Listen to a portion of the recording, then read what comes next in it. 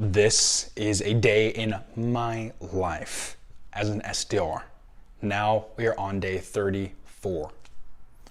What this means for us now, I have since moved teams over to the Smokies to the northern side of the Austin office. It is here that I will be spending the next 6 weeks with my coworkers. And so far, the day started off incredible. I moved my stuff over after my first blitz, my first round of dials. What happened immediately after had surprised everyone.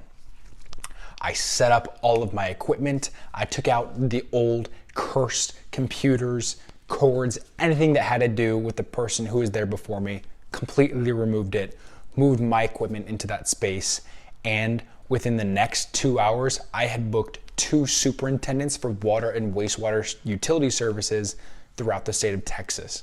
Now, this doesn't happen very often. And one of the things that stood out to me in particular as I was going to ring the bell, which we do after we book a meeting, it is a Pavlov conditioning of sorts, where we train ourselves. Once we hear that bell, we know someone on our team has succeeded. So now we feel more joy because one of ours has won. And so when one wins, we all win. And if you have enjoyed this video so far, drop a comment into something you're experiencing in your work day to day that's been a change out of your normal routine. Let's talk about it. This team that I joined, the Smokies, didn't have a bell. After they booked, they just kind of sat at their desk. I didn't like that at all. So one of the first things I did after moving my stuff over, booking a meeting, realizing there was nothing there, I went and grabbed the bell from the Capitol. Yes, the bell that has been rung by the number one team in the company until its disbursement. Grab that bell. It is now over here with the Smokies. It is going to be a part of our blitz. It is going to be a part of our tradition now. Whenever we ring that bell, we fist bump, high five our coworkers, so everyone gets those endorphins, feeling good, so we can book more meetings. Additionally, I had a one-on-one with my new manager, and this is going to work a little bit differently than most positions I've been a part of in the past. So as a manager, they're usually not too far from me. If you need them, you can get a hold of them within a couple of minutes if you absolutely need to. For me, mine's going to evolve, and here's why. In the conversation that was meant to be 30 minutes, so we actually talked for about an hour between standards, procedures, and things like that with my upcoming move. Because as you may or may not know, while I'm in Austin right now, I'm going to be moving all the way north up to Denver. Up in Denver, I'll be in the Denver office, but I'll be working on the Austin team. So I'm gonna have to be doing meetings at the central time zone here in Austin while I'm up in Denver. So logistically, I don't have the same benefits of having my manager readily available. That has to be structured conversation. So it is most certainly different. It's not optimal, but it's the best that we can do for right now as I'm transitioning up north.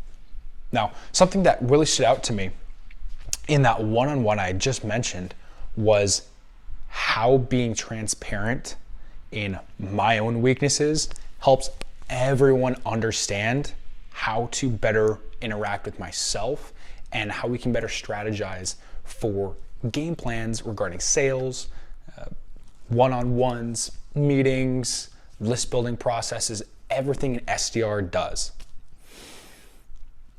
It was a little bit scary for me. I had to look myself in the mirror and understand that I am not as good as I thought I was. Yes, I've built a stack of undeniable proof about my work ethic and my ability to provide and accomplish, but I inherently still have some character flaws. And one of them that really stood out is when I get uncomfortable, I get quiet. I am definitely an extrovert I know that because I like to chat, to hang around with people and things like that. But when I'm uncomfortable, I'll get really quiet. So by being transparent about that, I thought I was going to get scrutinized. Like, why would you be quiet if you're uncomfortable? Like, just say something or change your scenery or whatever. My manager had actually listened to me, and she's like, yeah, I kind of feel the same way sometimes. There's a lot of pressure that they have around their job, and there's some pressures around mine. And I feel like I was really heard in that moment, because not only had she acknowledged, and then she shared a story of her own about like being uncomfortable, you kind of shut down, and nobody likes it, especially me and her in her story. So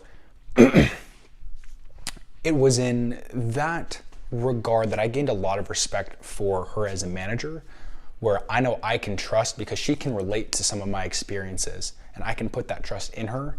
And if I need to, even if I'm 1,000 miles away in Denver, I can count on her, which makes me feel really good. Now, be transparent, be open with your managers and team members.